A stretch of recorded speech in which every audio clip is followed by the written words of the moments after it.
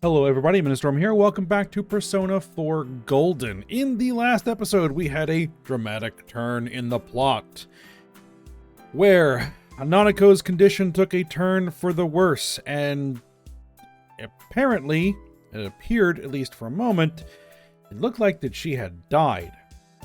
And so everybody, understandably, flipped out.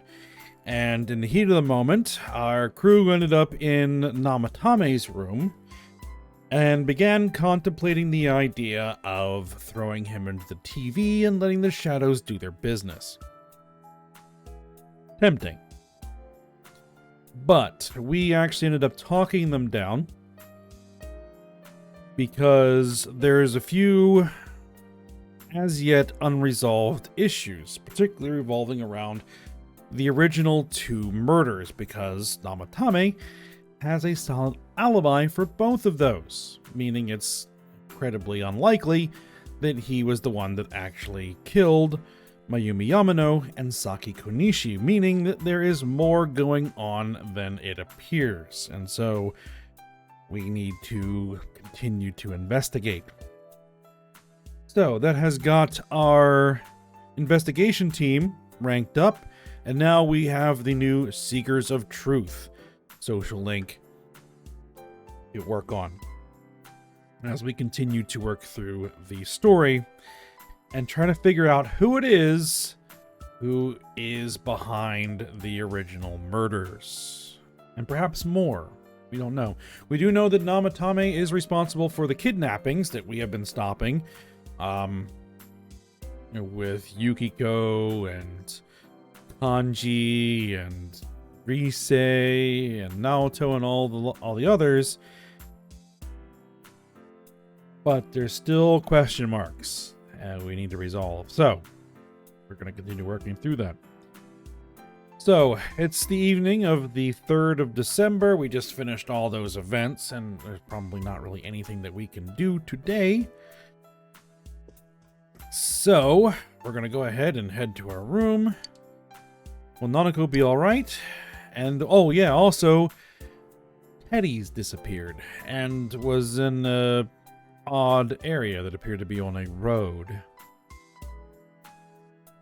Alright, yep, then there's what happened at Namatame's hospital ward. The snow that started to fall and the fog that won't disappear.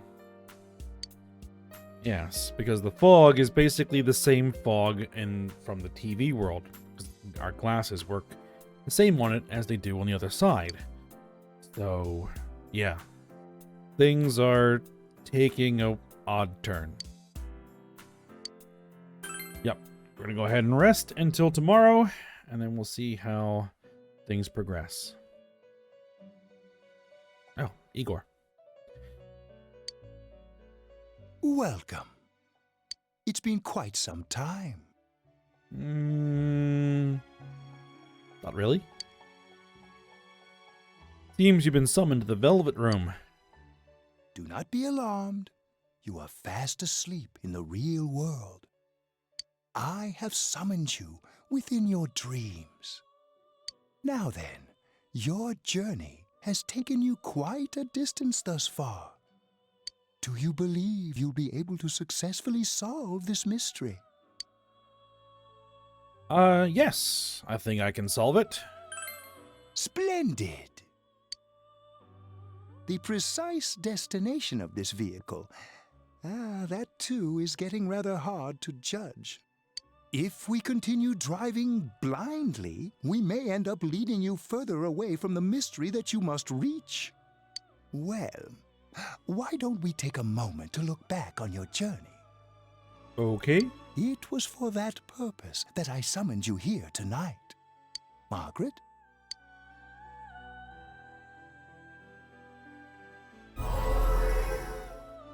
Voices you've heard many times before echo in your mind. Yeah, well, I quit pretending. What's right? What you should choose to do in life?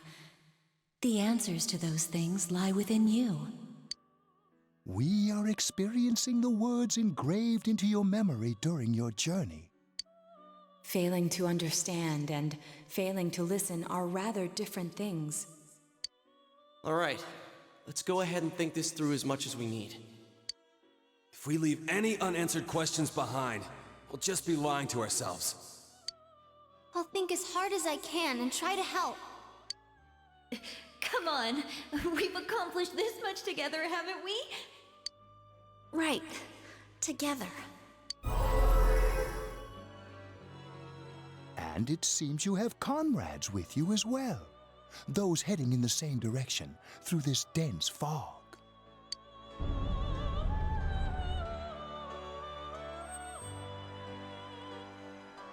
It seems the car has stopped moving. We'll be parked for the moment while I confirm our current heading. As I mentioned previously, this year will signal a great change in your life. Though there isn't much time left, it can be worth your while to take the time to stop and reflect. People are like water flowing in a river. There is only one stream, but all who pass through it are affected differently. Some travel fast, some change their course, experiencing countless events as they travel down the river of time. Just so. The state of this room reflects the scenery of your heart. Perhaps this may be a time for contemplation rather than action. You can hear something in the distance.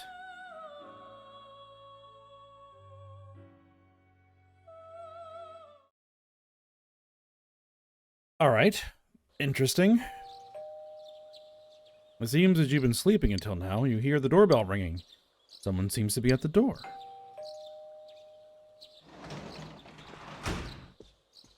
It's Yosuke. Teddy's missing.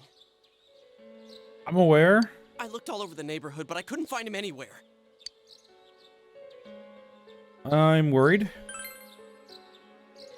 Yeah, me too. He was acting all weird lately.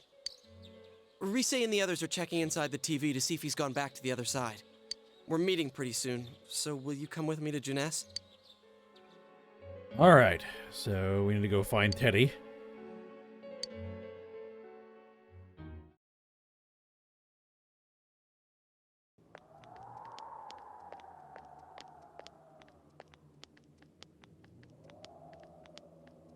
It's no use, man. We can't find him. No luck for me either. I didn't sense anything over there. The fog's so dense it might be affecting my readings. I wish I could do better. I'm sorry. That Ted. Don't tell me he really went back to his world this time. We told him over and over that he could stay here. You recall the mysterious dream you had last night. This may be a time for contemplation rather than action. That is what Igor said, but let's think about this. I guess that's all we can do right now. He plays dumb a lot, but he's attached to us deep down. He wouldn't disappear without saying anything, right? I'm worried for Teddy myself, but let's trust in him and await his return. Right now, we must concentrate on the case. It won't be long before Namatame is transferred to another location. We must hurry, or we will miss our only chance to get his perspective on this. You know, I've been thinking about the case since, but something just doesn't seem right. Let's quickly review the facts. Of all the victims, only 2 were killed, Miss Yamano the announcer and Saki-san. From the documents we found in the car, we know Namatame had some sort of dealings with them. After that, there were multiple attempted murders in which we were targeted. It was only when he took Nanako-chan that we caught him in the act, identifying his modus operandi in the process. When I hear you put it like that, sounds like the dude's guilty. As a result of Namatame's arrest, the police admitted that Mitsuo Kubo was a mere copycat killer. Back up to yesterday. Remember when you said Namatame didn't have a motive to kill the announcer? That's what's bothering me. Right. Either he's completely nuts, or we're misunderstanding something. You lost me. She's trying to say that if Namatame is sane, then there may be facts in the case we don't know about yet. Sane or insane? Sounds like a play I saw before. When he talks about saving people, what does that actually mean? I don't think there's any doubt that it includes kidnapping people and throwing them into the TV. Could he mean saving them through death? He did call himself a savior and said that the other side is a wonderful world. So they'll be saved if they die? What a bunch of crap! The bastard should have gone and saved himself. What do you think, Senpai? There's something else. If you think about it normally, it's gotta be him. But there ain't nothing normal about that world anyways. There's something I've been wondering about for a while. When we first encountered him, he said, "You're the ones I saved. Don't worry, I'll save this girl too." So, if he saves people by killing them, did he save us too? Wouldn't he actually have failed to save us? You raise a good point. If he thinks that salvation comes only through death, his words to us make no sense. And another thing, the Namatame who appeared on the Midnight Channel said he failed to save Nanako-chan. Well, maybe he really was trying to save the victims by putting them inside the TV. Come on, don't get all quiet like that. You guys know I just say the first dumb thing that pops into my head. The possibility that he truly intended to save us. But he's still the one who threw in Saki-senpai and that announcer, right? Sure, we haven't nailed down his motives, but that doesn't change the fact that he killed them. Or what? You think someone else was involved? What makes you think so? The possibility of a culprit besides Namatame. Could there be something that proves this possibility? Misuzu Hiragi's alibi.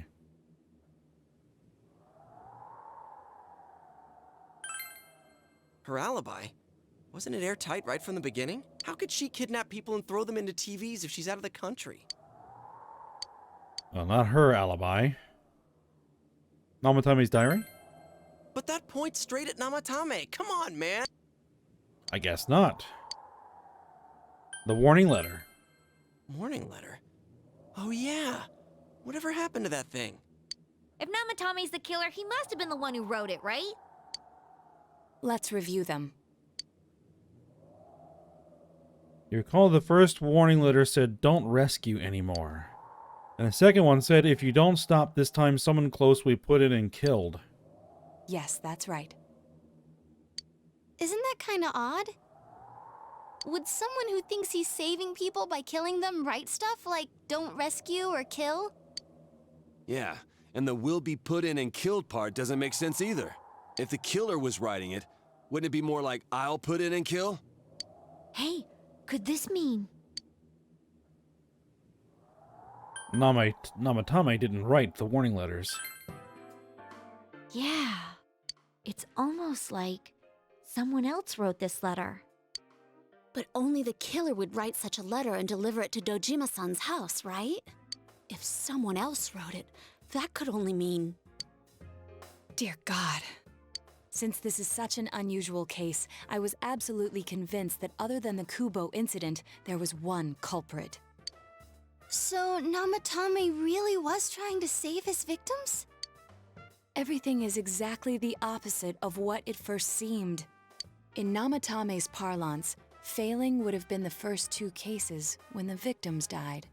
If he had used his method twice and failed both times, he would hardly have continued using the TV. And yet he did. It all seems to suggest that someone else wrote this warning letter while observing the entire case. Someone else?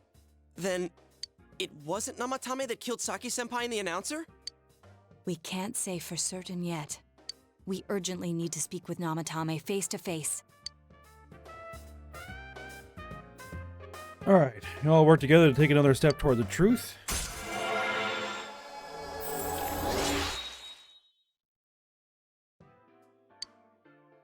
Alright, there's our judgment rank How up. though?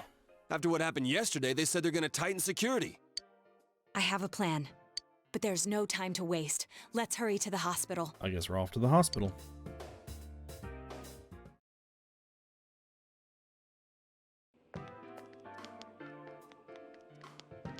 Hey, this place is off limits.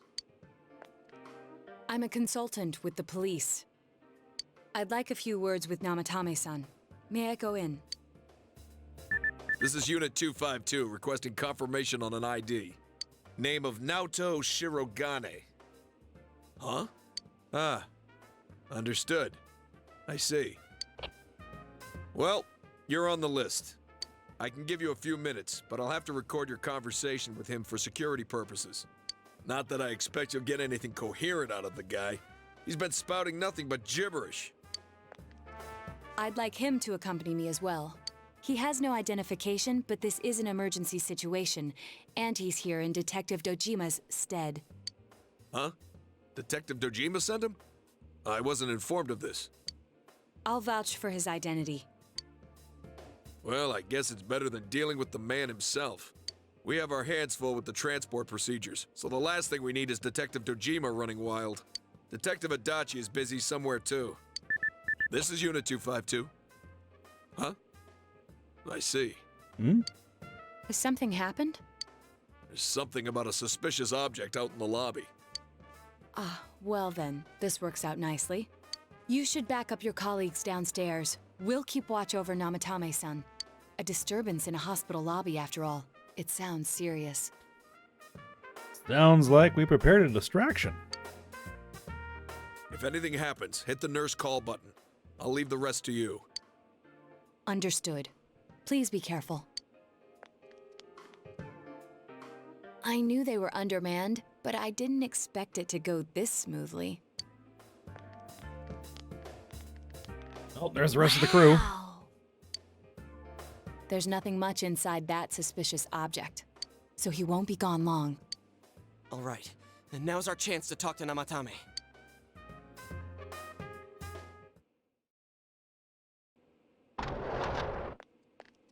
Alright, let's see what we get out of him.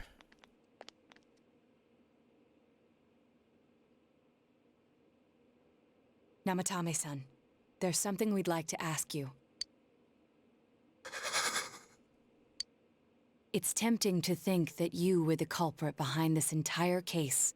And to be honest, there are many in this town who hope you are. But we are here to learn the truth.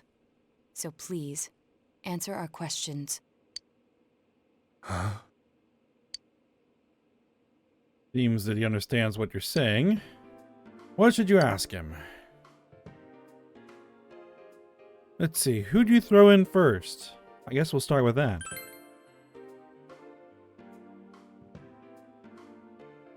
Huh? Me? As I thought.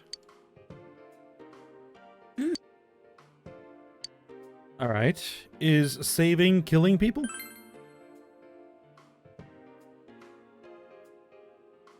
No. If nobody saves them, they'll be killed. That's why I put them in there. What should you ask him? Did you kill those two girls?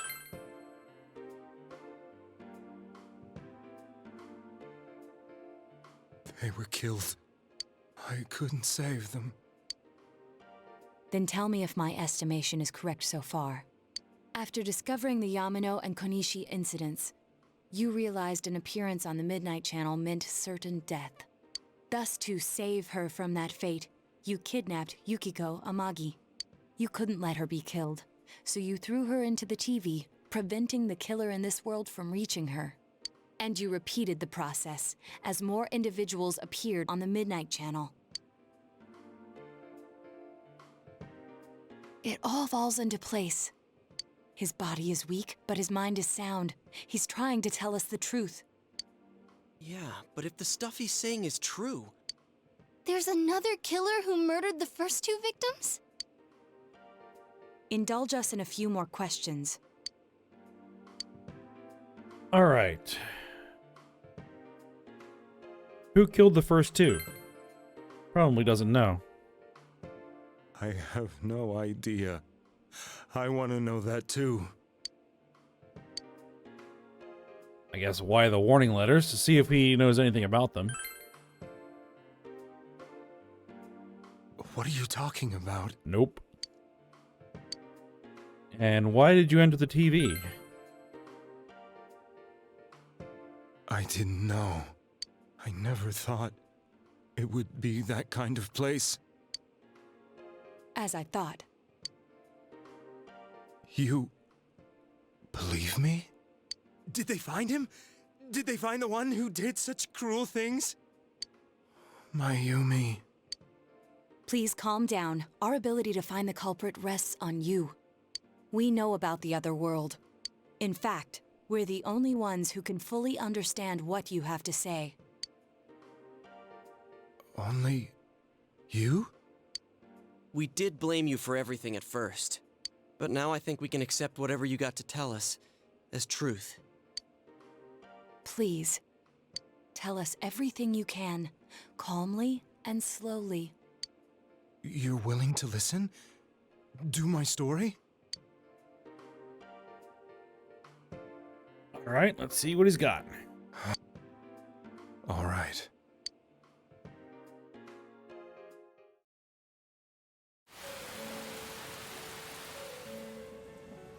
Soon after my affair with Mayumi became common knowledge, I returned to my parents' home, as if to run away from the scandal. And I started drinking heavily to drown my anxieties. I hadn't been able to reach Mayumi at all, and that didn't help either. Mayumi, where are you? She'd been disgraced on all the afternoon shows, and forced to resign from the program she was on. I caused her so much trouble.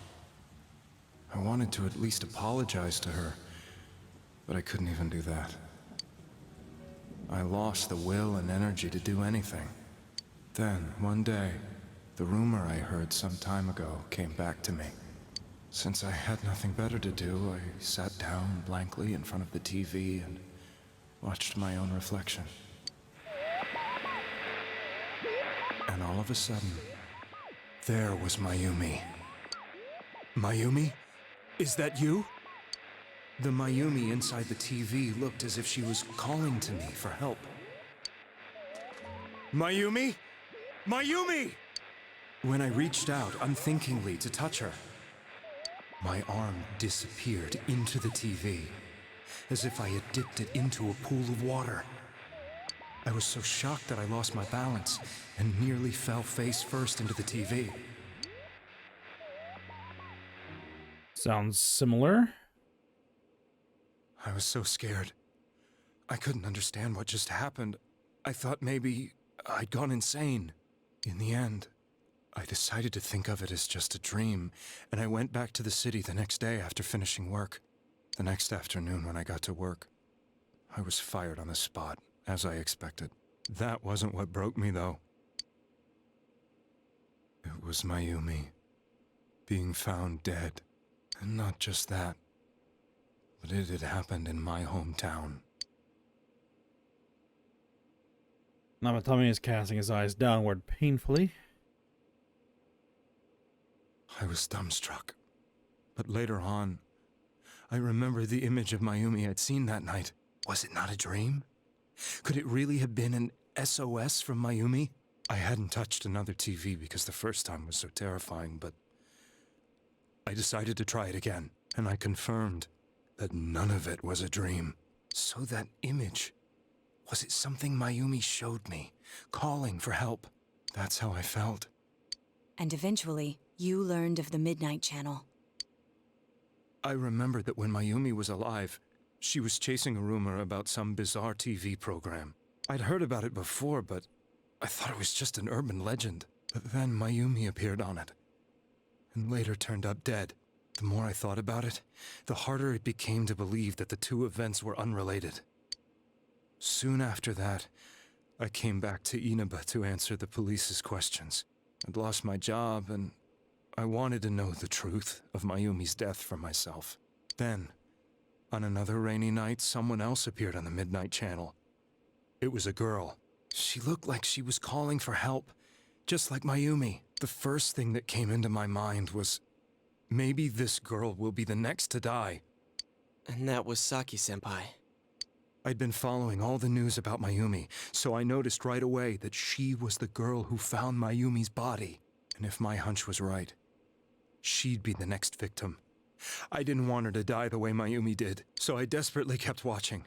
I was consumed with the idea of rescuing her. Then, little by little, her image on the screen came into sharper focus. It became sharper? How did you find out it was her? After I came back, my father couldn't bear to see me in such low spirits. and gave me a job with the family business. I met that girl when I delivered a package to the liquor store.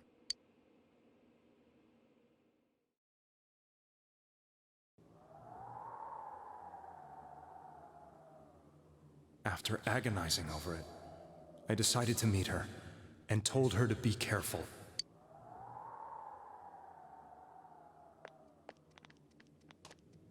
But that same night, on the TV,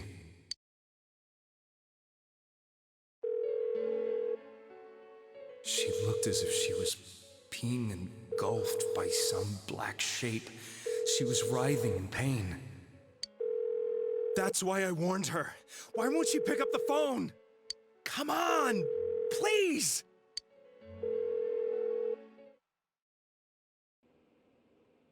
The next day, they found her dead. I knew she was gonna be murdered, but I couldn't save her. I blamed myself, thinking there must have been something I could have done. There was no one who depended on me. Nobody at work, not even my wife. Mayumi was the only one who accepted me for who I was. But she was murdered, and the same person killed another girl. I was beside myself. I couldn't forgive myself for doing nothing. You really did love Miss Yamano. Yes, from the bottom of my heart. Before I was married, my wife made it big in show business. I was happy for her, but it put a strain on our relationship. I think I can kind of relate. It was around that time when I met Mayumi. She was interviewing our candidate for the next election. She was a big-name announcer, but she only worked with local stations, and her attitude towards work was similar to mine. We both came from Inaba, so she was easy to talk to. I knew it was wrong, but I couldn't help getting intimate with her. She gave meaning to my life. Soon after Saki-san was found dead, yet another girl appeared on TV. That was you.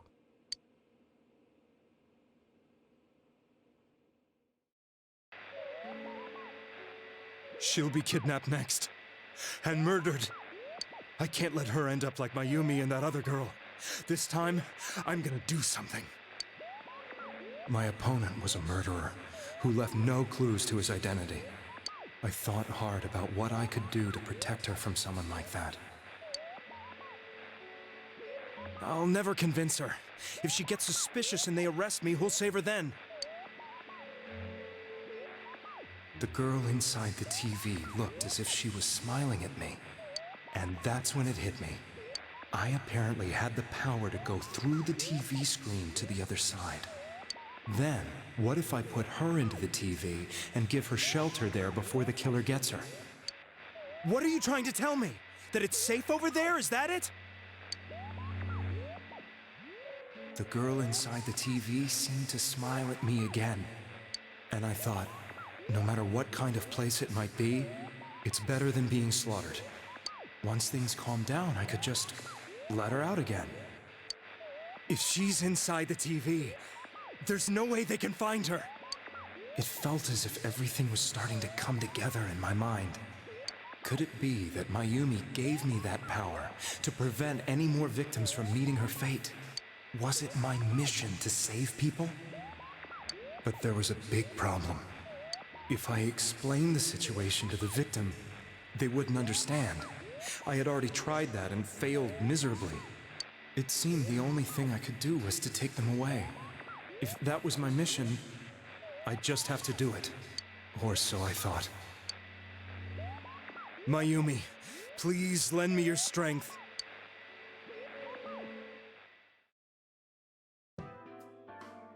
So, since you thought people who appeared on the Midnight Channel would be killed, you kidnapped us in order to save us.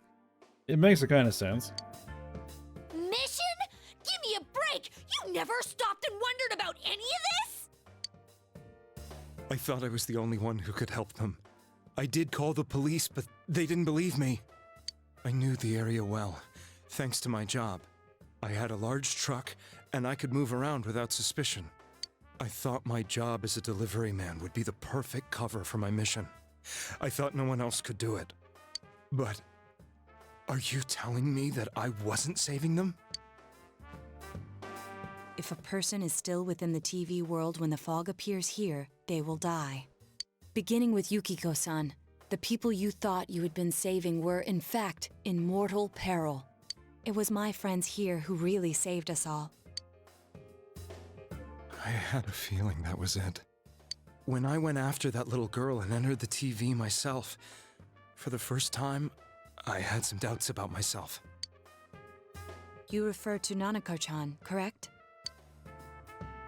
The police were after me, so I had to get away. But I still felt I needed to do everything I could to save that poor little girl. That's why I went in after her. But the TV world was completely different than I imagined. Such an abominable, grotesque place. I knew that the three of you who I saved went back to your normal lives, so I didn't realize how terrible that world was.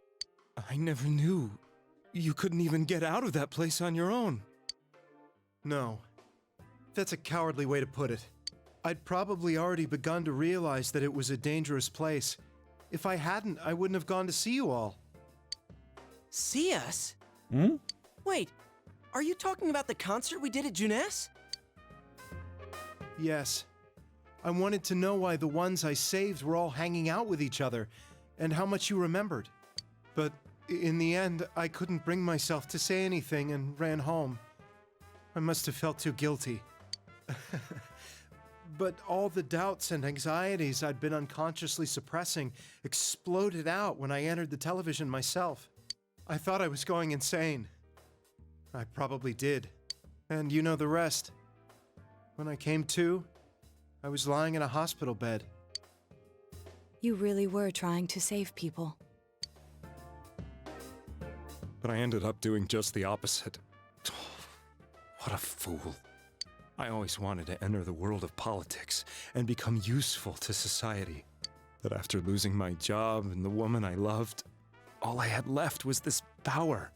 I convinced myself that world was some sort of sanctuary, and I secretly believed myself to be a hero.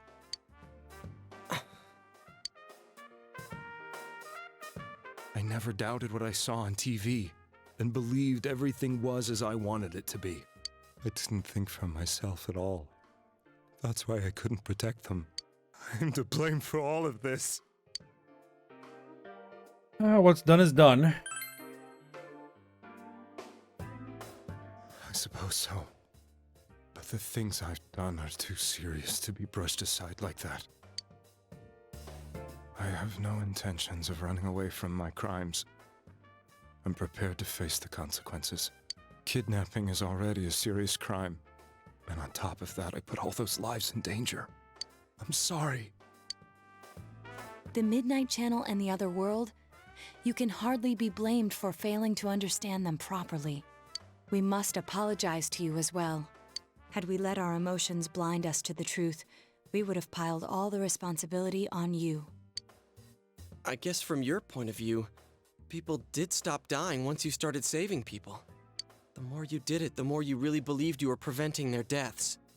Yep, we were confirming his preconceived beliefs. I'm such a joke. I'm sorry. I'm getting a little tired. What are you all crammed in here for? Oh boy. My apologies. We'll be leaving now. Wait. I beg you, please, find whoever's behind this. You children are the only ones who know about that world. That's our plan.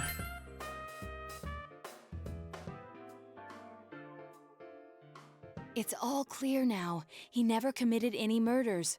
It was another party who threw the first two victims into the TV. Alright, we're taking another step toward the truth.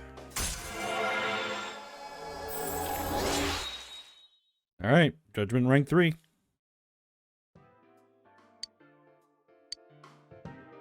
Now get out of here! I told you, he's almost ready to be transported. We can't have anything else happen. Sheesh, I better not see you rascals here again. Or what? Nanako-chan looks like she's in pain. She's fighting for dear life. This was the last place we saw Teddy, right? He was so worried about her. How can he flake out like this when we have to find the real killer? The police consider the matter closed. We'll have to do all the investigation from here on out. Let's revisit Saki-san and Miss Yamano's incidents and see if we can turn up fresh details. But it's been over 6 months. Wouldn't the trail be cold by now? I know, but we can't give up. We're the only ones who understand what's really going on, and you never know. People might remember some things now because they've had so much time to think about it. Let's split up and talk to people all over town tomorrow. We'll meet up in the evening to discuss our findings. I hope we can find out something about Teddy, too. All right. Tomorrow you'll all be going out to talk to people in town. Will this finally help uncover the information that will lead you to the true culprit? So I had to go home early today and get some rest.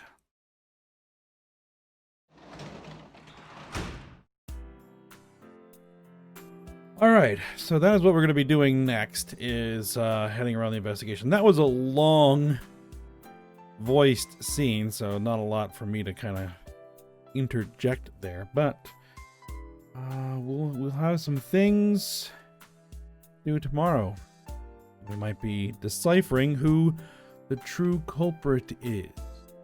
So, we'll see what happens there. But for now, hope you guys enjoyed it. Thanks for watching. Go ahead and like, subscribe, and comment, and I will see you next time.